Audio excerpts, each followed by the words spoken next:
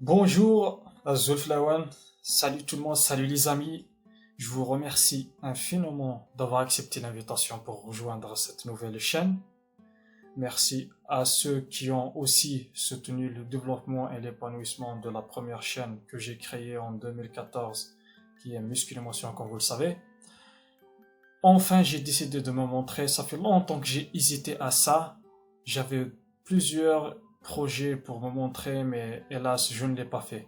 C'est pour cela que cette vidéo va être en quelque sorte une vidéo qui va vous expliquer comment plutôt muscler son cerveau et non pas muscler ses muscles. J'aurais aimé le jour où j'ai franchi cette porte de la salle, qu'on m'a d'abord expliqué comment être fort, comment être dur, comment être motivé, déterminé si on veut atteindre quelque chose, que plutôt apprendre les exercices. C'est pour cela que sur cette vidéo, je vais vous montrer les choses les plus essentielles, à savoir comment muscler son cerveau. Oh, le terme qu'on utilise ces jours-ci, c'est développement personnel, pourquoi pas. Donc voilà, comme vous le savez, je suis un passionné, je kiffe ma musculation. Je me rappelle quand j'étais enfant, j'avais l'habitude de partir chez mes grands-parents et il y avait mon oncle, il avait construit une barre. Il a utilisé un manche à balai, la technique du bled, vous le savez, vous connaissez ça. Un manche à balai, deux trucs pour le poids, il a utilisé du ciment, comme vous le savez, la bonne vieille technique, un bidon en plastique, vous mettez du ciment à l'intérieur et, et il va faire le taf. Alors moi, quand je l'ai vu la première fois faire, je me rappelle très très bien le premier exercice que j'ai vu de toute ma vie, je m'en souviendrai toute ma vie, c'est le curl biceps avec la barre en manche à balai. Plutôt pas un manche à balai, mais plutôt un manche, si j'ose dire, celui qu'on utilise pour l'appel, le bara. On dit chez nous, qaras le bara, on connaît ça. Les Kabyles ils vont comprendre ça. Donc le jour où j'ai vu ça, j'ai dit waouh, c'est quoi ça? Je lui ai dit c'est quoi ça? Il m'a dit c'est la musculation. Quand tu seras grand, tu vas le faire. Et moi, ce que j'avais l'habitude de faire, c'est que à chaque fois quand il l'a cachée, je cherchais où est-ce qu'elle était cachée. Et dès que je la trouvais, j'essayais de le faire. Bien sûr, je pouvais pas la bouger vu que j'étais petit, j'avais 5 ans ou 6 ans. Et là, cet événement-là m'a marqué à vie. Si vous retournez dans votre enfance, les amis, vous allez trouver quelque chose qui vous a marqué spécialement entre votre première année jusqu'à 7 ans. Il y a un événement qui vous a marqué et c'est cet événement-là, il a créé une émotion positive en vous et à force, vous allez grandir. Cet événement-là ou cette action-là que vous avez aimé à la faire, elle va se reproduire. Effectivement, j'ai remarqué que quand j'étais au CEM, je ne sais pas comment est-ce qu'on appelle ici, du genre j'avais 12 ans, 13 ans, il y avait des potes à moi, ils m'ont dit, viens, on va te montrer un truc. Ils m'ont montré une salle de musculation. Quand je l'ai vu la première fois, wow! Damn man, what's this? C'était extraordinaire la première fois que j'ai vu la salle de musculation, c'était magnifique. J'avais l'habitude quand je sortais de l'école, je partais à cette salle-là, il y avait une sorte de fenêtre où je regardais à l'intérieur puisqu'on n'avait pas le droit de rentrer chez nous, c'était en Algérie. Et je me suis dit, waouh, c'est ce que je vais faire toute ma vie. Et donc, à l'âge de 15 ans, j'ai pu rentrer dans ma première salle de muscu. J'avais 15 ans, il y avait un coach qui s'appelle Farid, toutes mes salutations à lui. J'espère qu'il va voir cette vidéo un de ces jours. C'était une salle old school, du genre, tu rentres et te dis, déshabille-toi, tu enlèves ton t-shirt, il va t'analyser, tac, tac, tac, tac, et il va te donner un programme selon ta morphologie, selon physique. C'était des salles old school. Et je me rappelais, j'étais à fond dedans. Et malheureusement, au bout de 6 mois, alors la salle de muscu a arrêté. Je vous donne déjà comment est-ce que j'étais sur cette photo-là que vous voyez. À l'époque, j'avais un Skyblog. Voilà, vous voyez sur ce Skyblog, à l'époque 2005, 2006. Et déjà, j'avais une bonne base. Je commençais déjà à me développer. J'étais en salle. Et j'étais en quelque sorte son chouchou. Il se disait, regardez, il a que 15 ans. Ah, oh, j'ai vu même des gens, des bodybuilders, des gens, c'était des gens immenses. À l'époque, je savais pas qu'ils prenaient ce qu'ils prenaient, vous le savez. Mais ça n'enlève à rien au travail, les amis. Il faut pas avoir une psychose sur les gens qui utilisent des fruits ou quelque chose. J'admire beaucoup leur travail. Il faut pas les critiquer. C'est des gens qui bossent quand même. Qui bossent, ils travaillent dur. Donc voilà, dès que la salle s'est fermée, j'ai abandonné. Ensuite, mon parcours, j'ai abandonné environ une année. Mais chaque année, je repartais à la salle. Même si je vais abandonner 6 mois, 7 mois, il ne se passe jamais du genre 1 years. Il faut que je m'entraîne. Il faut que je m'entraîne. C'était dans mon sang, quoi. Et je me rappelais à l'âge de 19 ans aussi, j'avais décidé de reprendre sérieusement. Vous voyez cette photo que vous voyez là, j'avais 19 ans. Et j'étais vraiment très très très sérieux. Mais malheureusement, j'avais pas ce que j'allais vous dire maintenant. C'est que il faut muscler votre cerveau, les amis. Si vous avez un rêve, ou en quelque sorte, nous avons tous une mission dans cette vie à réaliser. Peu importe la mission sur laquelle vous êtes destiné à être. Mais il faut juste vous poser cette question. Quelle est la personne que vous voulez devenir? Quelle est la personne que vous voulez devenir? Que cette personne-là, quand vous allez le devenir, vous allez être heureux. Si vous répondez à cette question, essayez de prendre une feuille blanche, essayez de répondre sur cette question. Et si vous avez du mal à répondre à cette question, ne désespérez pas. Essayez toujours tellement que vous allez chercher, tellement que vous allez embrouiller votre cerveau qu'il est obligé de trouver une réponse. Nous avons tous une part de nous-mêmes. Nous avons tous une petite flamme qui brûle pour quelque chose. Nous avons tous une passion, une lumière. À chaque fois quand on fait cette chose-là, ça nous procure des émotions, ça nous procure du plaisir. Et si vous avez une idée ou un rêve ou n'importe quel objectif, surtout l'idée que vous avez à avoir, c'est vous qui vous allez la construire et non pas elle va dépendre que de vous.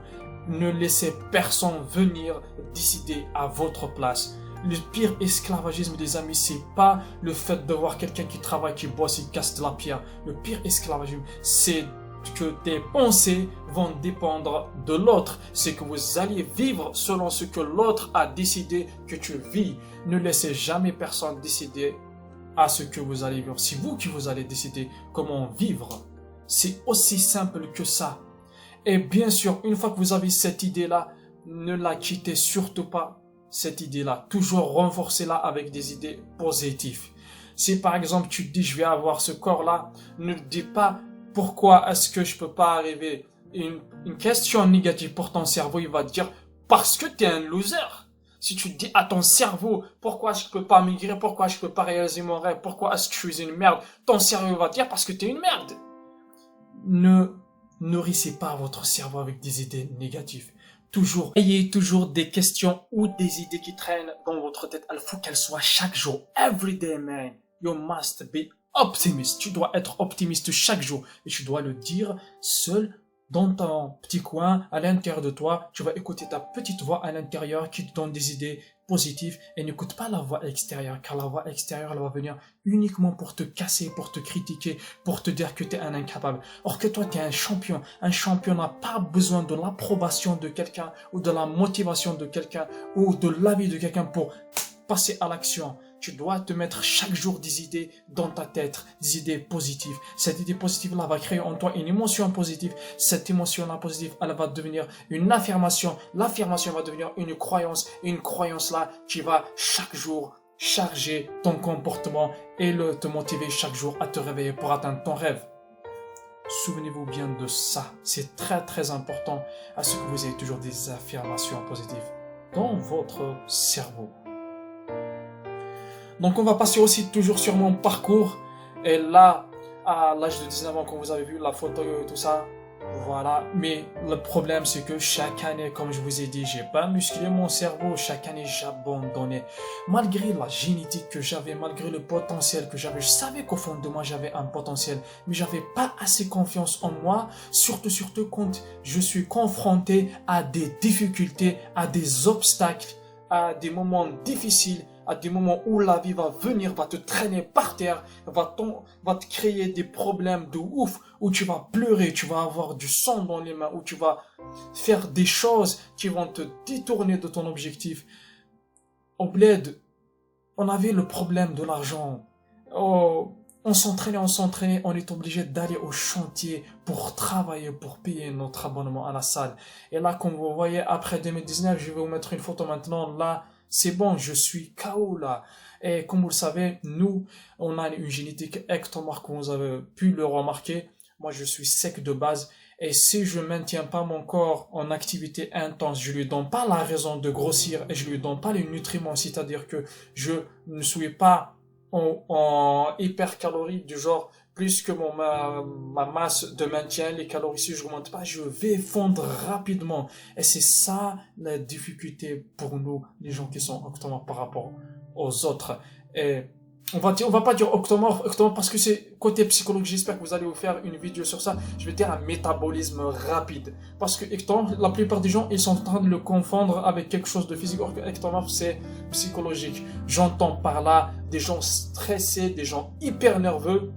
Moi, par exemple, quand je descends en calories, quand je perds ma masse musculaire, je deviens hyper nerveux, mec. Wow, tu me chauffes, j'éclate. Et voilà le même problème. À chaque fois quand je rencontre des problèmes ou tout ça, j'abandonne. Je me trouvais toujours des excuses.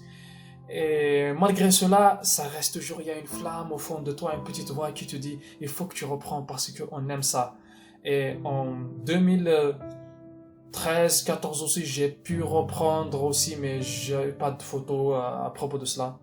Et vient aussi le jour où j'ai quitté mon pays aussi, j'étais venu en France. C'est à ce moment-là que je me suis dit que je vais réaliser mon rêve. À la base, j'ai fait de la psychologie, mais quand je suis venu ici, c'est pour atteindre un rêve. Bien sûr, vous savez de quel rêve je suis venu pour chasser. C'est de devenir coach. Et ma première année en 2015, j'ai pu vraiment évoluer, j'ai pu vraiment avoir une condition physique, j'ai pu enfin avoir l'alimentation que je voulais par rapport à l'alimentation qu'on avait au bled. C'est pas qu'on mangeait pas, mais là, au bled, c'est qu'on n'avait pas la notion, surtout des protéines. Il faut manger des protéines assez suffisantes. Moi, je me rappelle de ma mère que le créateur nous préserve, nos mamans. C'est que chaque fois, nous, au bled, on avait ce truc-là, dès que tu pars, utiliser 4 œufs, elle va dire waouh, c'est quoi ça, tu manges 4, ils vont manger 2, tu vois. Elle sait pas que 4 ça te fait environ 26 et tu es obligé de les manger. Donc mais bon, bref, c'était des petites anecdotes que ça fait plaisir quand tu te remémores de ça et tu te dis enfin tu prends conscience des choses difficiles que tu as vécues et ce sont ces choses-là qui vont te renforcer, qui vont te permettre de grandir. Et là, comme vous voyez ici, les entraînements que j'ai pu adopter, j'avais pas forcément de ça, j'avais pas les moyens quand on rentre ici en France. Nous, on n'avait pas de bourse, on n'avait rien du tout. On a essayé de faire selon notre moyen. On a pu quand même s'entraîner. La plupart de mes entraînements, c'était dehors. J'avais juste une seule entraînement en salle et c'était pour valider un UE, sport, musculation et tout ça. Mais je m'entraînais pratiquement à l'extérieur. Je me suis dit cette fois-ci, j'arrête de me trouver des excuses. J'ai pu me forger franchement un physique. J'avais 25 ans et c'était mon top physique que j'ai eu. Voilà, après, c'était la ville de Tours, juste pour entre parenthèses. Ensuite, l'année suivante, je me suis préparé pour passer des tests pour devenir coach, un test DUST, métier de la forme, que j'ai trouvé que des gens qui dansaient de la zamba là-bas, or que nous, on est parti que des gens qui font de la musique, qui savent de quoi ils parlent. Mais malheureusement, j'ai pas été accepté, or que je me suis entraîné pratiquement à Tours chaque jour. Et là, j'étais démoralisé comme pas possible. Et pour changer de ville, pour aller tenter ailleurs, j'ai dû travailler dans un champ, on va appeler le champ de maïs. On faisait de la castration de maïs. Et là, je ne vais pas vous le dire, je vous montre juste une photo. Là, j'étais KO technique. Genre, tout le travail dont tu t'es sacrifié avec ton cœur, tu le perds. Tu le perds, tout est parti. Et là, quand je suis arrivé à Tours, il y avait une salle de muscu qui était dans résidence Crous.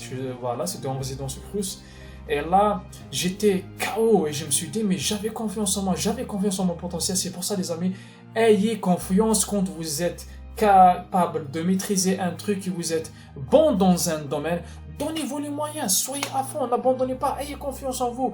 Tu sais de quoi tu parles. Ça fait des années que tu fais cette chose-là. Peu importe, je sais pas, en voiture, t'es un conducteur, t'es un bon conducteur. Même si tu arrêtes de conduire, tu repars, tu conduis très très bien. Pareil aussi pour la nage. Et sur cette salle-là, j'ai pu enfin avoir une salle où j'ai été responsable, où je commençais à coacher, on était comme une famille, on a créé une bonne ambiance. Et là, franchement, j'avais développé un physique aussi, c'était mon top physique de toute ma vie. Je vous laisse voir la photo ici. Et ensuite, la même chose, les galères aussi, tu es obligé de bouger, tu es obligé de te déplacer pour financer une autre année. Et là, j'ai dû travailler dans le déménagement en plein ramadan. Je faisais jusqu'à 3-4 déménagements. Et quand tu te rappelles de ce moment-là, tu vas te dire, waouh, mais quand même, j'ai galéré, nous les Algériens. La galère, elle est écrite sur notre dos. Les Algériens se reconnaîtront. Et là, j'ai tout perdu encore une fois. J'ai tout perdu. Voici une photo, c'est mort, c'est fini. Ah là, c'est fini. Et malgré cela, j'ai pu encore reprendre. J'étais monté sur Paris pour des causes familiales. Et voilà. Et quand je suis monté ici aussi, j'ai dû aussi essayer de m'adapter. Et j'ai dû vraiment bosser dans des jobs vraiment atroces. J'étais dans un sale état. Et là, je me suis dit, ça va pas continuer comme ça. J'ai décidé de reprendre dans une salle où je me suis inscrit pour la première fois dans une salle qui est, on va dire, moderne. Mais c'est pas une salle vraiment, c'est une salle low cost, comme vous le savez. J'ai pu enfin aussi reprendre et comme vous le voyez sur cette photo, j'ai pu changer. On passe de cette photo là, cette photo que vous voyez ici à gauche où le dos il est complètement pété. En 5 mois, vers juin, j'ai pu développer ce dos. Ben oui, les amis, quand vous maîtrisez un truc, il faut avoir confiance en soi. Quand tu rentres, t'as pas besoin d'un coach qui va venir te chanter, te blablater. Quand tu sais que ça fait 10 ans, 12 ans que tu fais ça, il n'y a pas de secret. Et j'ai pu reprendre franchement un physique dont j'étais content. Mais malheureusement, c'est la même chose. J'ai perdu tout. C'est ça dans la vie, mec. C'est comme si tu es en bonne santé, tu tombes malade, tu repars, tu as gagné, tu perds, tu gagnes, tu perds. C'est ça la vie. Le plus important, c'est pas de gagner, mais le plus important, c'est de résister et de rebondir dans l'échec. Le plus important aussi, c'est de savoir encaisser, comme dans le film de Rocky. Personne ne peut frapper aussi fort que la vie. Mais le plus important, c'est de savoir encaisser, de tomber par terre. Mais malgré cela, tu vas te relever. C'est l'esprit d'un champion. Il se relève quand même. Et quand tu vas te relever, tu as gagné quoi? Tu as gagné un apprentissage, une leçon, un diplôme, l'échec humain. L'échec est un apprentissage. Combien de fois un enfant a dû tomber pour pouvoir enfin marcher un jour? Des milliers, 2000, 3000 fois, peut-être plus. Mais le plus important, c'est qu'il s'est relevé. Si seulement cet enfant a abandonné, l'humanité elle aurait pu ne pas pouvoir marcher un jour. Donc, ce qu'il faut retenir dans cette histoire, c'est qu'il faut avoir l'audace et le courage de l'enfant. C'est qu'il faut avoir l'audace de continuer de chasser ses rêves, peu importe les difficultés. Il ne faut jamais abandonner, car abandonner va devenir une habitude pour vous. Règle à ne jamais négliger aussi. Et comme vous le savez, toujours 2020, cette année, qu'est-ce qui s'est passé aussi? J'ai tout perdu, comme vous voyez sur cette vidéo que j'ai tournée le 6 janvier. La même misère, la même galère, je perds toujours. Mais le plus important, c'est que cette année, je me suis dit que c'est pas une résolution que je vais prendre pour le mois de janvier, comme tous les ans le font, comme toute personne, dès que le nouvel an arrive, il va décider de faire une nouvelle résolution. Mais cette fois-ci, mec, tu dois être honnête avec toi. Tu es bien dans un domaine où tu aimes ce domaine, donne-toi les moyens, tu dois tout faire pour aller. Et arrêtez de don't make excuses, man. Tu dois te dire soit tu as deux solutions, deux chemins, deux options. L'option 1, être un champion. L'option 2, être un loser. Et l'option 1, être un champion, c'est quotidien, chaque jour. Chaque jour, tu dois te nourrir des idées de champion. Dès qu'il y a une difficulté, dès qu'il y a une souffrance, tu te dis que c'est une opportunité pour moi de grandir. C'est une opportunité pour moi de faire mon apprentissage. Et tu te dis qu'il n'y a pas de réussite sans souffrance. Si vous avez un objectif, il faut souffrir. Je vous donne un exemple, les amis. Voilà, par exemple, ça. Je vous remercie infiniment pour votre soutien. C'est grâce à vous. J'ai fait des vidéos de 8 heures. je me réveille à 9h, je fais une vidéo, elle se termine à combien? À 17h, des fois à 18h. J'ai fait des vidéos qui ont duré plus de 24 heures, sans même me soucier de manger, sans même me soucier si le temps passait. Pourquoi? Parce que c'est une passion. C'est quel travail, quand tu l'aimes, tu sens pas le temps passer. C'est pour ça que je vous recommande de chasser votre rêve et de vivre de votre passion. Et pourquoi pas votre métier, c'est votre passion. Il faut souffrir. J'ai dû souffrir pour atteindre ces nombres d'abonnés et pour recevoir ce trophée. Rien ne vient facilement, les amis. Il faut souffrir. Et n'écoutez pas les gens qui ne veulent pas se bouger de leur canapé pour aller réaliser leur rêve. Pourquoi? Parce que l'être humain, il cherche toujours l'option de ne pas sortir de sa zone de confort. Si c'était facile, les amis, tu vas voir que des mecs bien foutus dans la rue, que des mecs avec un corps bien fait dans la rue. Si c'était facile, tout le monde aurait pu aller à la salle. Il veut partir à la salle, c'est difficile. C'est comme le muscle. C'est difficile pour lui de grossir. Tu vas casser des fibres, mec. Tu vas le casser, tu vas le détruire pour le réparer ensuite. Rien ne vient sans difficulté, sans souffrance. Donc voilà, les amis. 2 mois, 6 janvier, et là nous sommes au mois de mars. J'ai repris. Et cette fois-ci, les amis, j'aimerais que vous aussi vous allez reprendre. Et cette fois-ci, c'est fini d'être un chat. Comme j'ai dit à un pote à moi, j'espère qu'il va voir cette vidéo. Fini d'être un chat, mec. On est né pour suivre une mission. Et cette mission-là, tu dois la suivre chaque jour avec une mentalité de guerrier, de champion. Et don't make excuses. Do it. Just do it. Don't talk. Don't speak. Pars bosser et fais ce que tu as envie de faire et fais ce qui te rend heureux. Voilà, les amis. J'espère que c'est long métrage, vous appelez, parce que si j'ai insisté sur ça, parce que c'était très important pour moi de parler sur ces choses-là, de muscler son cerveau avant de muscler ses muscles. Si j'avais su avoir cette mentalité que j'ai maintenant, ce mental que j'ai maintenant, je répète ça, mais c'est pas grave. C'est pas grave de faire des fautes, les amis. Le plus important, c'est d'essayer. C'est d'essayer, comme j'ai essayé aujourd'hui. J'ai hésité longuement à me montrer, mais je l'ai fait. Il faut jamais laisser vos projets au placard. Parce qu'ils ont demandé à des jeunes, à des vieux, dans un lit d'hôpital, qui s'apprêtent à mourir leur dernière semaine, leur ont posé la question: qu'est-ce que vous regrettez le plus dans votre vie? Ils ont tous répondu unanimement: on regrette de ne pas avoir pu poursuivre, de courir derrière nos rêves. Allez, les amis, la prochaine fois ce sera des vidéos éducatives où je vais vous montrer des exercices d'entraînement. Merci de partager cette vidéo avec tout le monde. Et moi je vous dis, prenez soin de vous.